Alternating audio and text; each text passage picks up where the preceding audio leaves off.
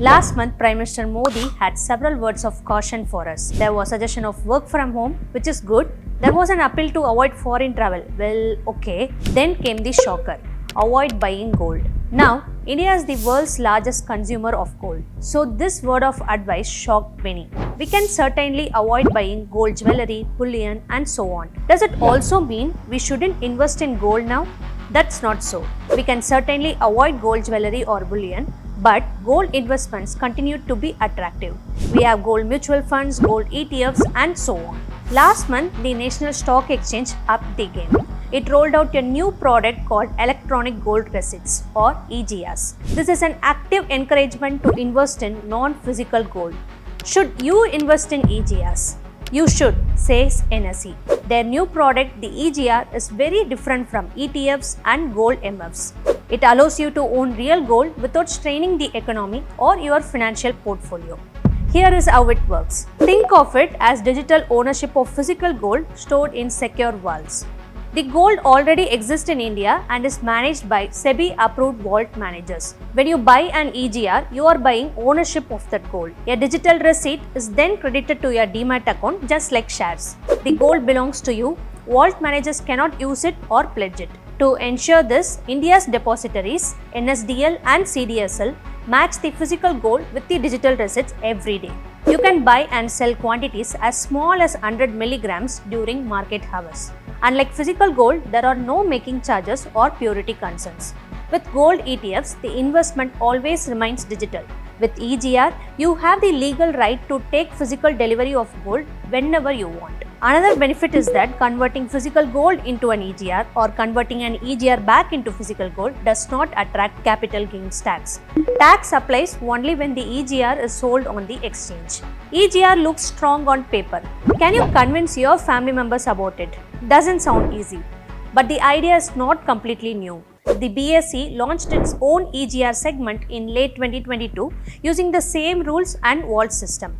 But trading activity has remained limited. For any financial product to succeed, it needs active participation from investors, brokers, and institutions. That is where the challenge remains. Coming to the risks, so one of the biggest risks with EGRs is liquidity. BSE launched its EGR segment in October 2022 during the Diwali Muhurat trading. Same regulatory backing, same level of transparency. But 3.5 years later, the liquidity remains thin. Why? Because a product is only as good as the ecosystem that surrounds it. If brokers do not enable it, if volumes do not build, if retail participation remains low, you end up with wide bid-ask spreads as well as difficulty in exiting your positions cleanly. Because of these practical challenges, EGRs may not be useful for every investor right now. Their biggest advantage is for people who may want physical delivery of gold in the future. So, here is the key takeaway.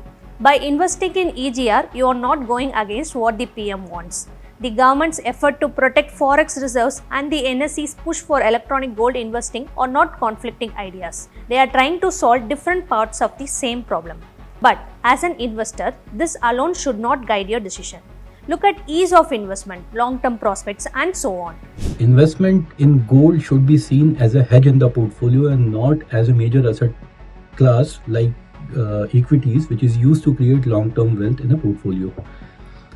Gold has been on a rise recently for various reasons.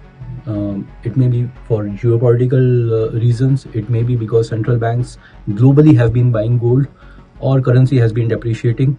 However, your allocation should be considering it is a hedge in the portfolio and not a major asset class, which is limited to 10 to 15% of your overall asset allocation.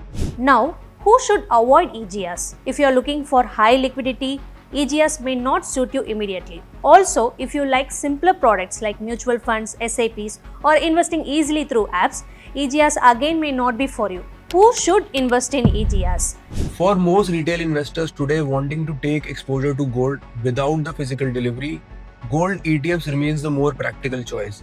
EGRs shine when the investor wants to take gold delivery at some point, like jewelers, institutions, and sophisticated long-term investors. It's a big yes if you are looking at long-term wealth preservation, inflation protection, or portfolio diversification. EGR is ideal for these needs. All you will need is a demat account and a trading account.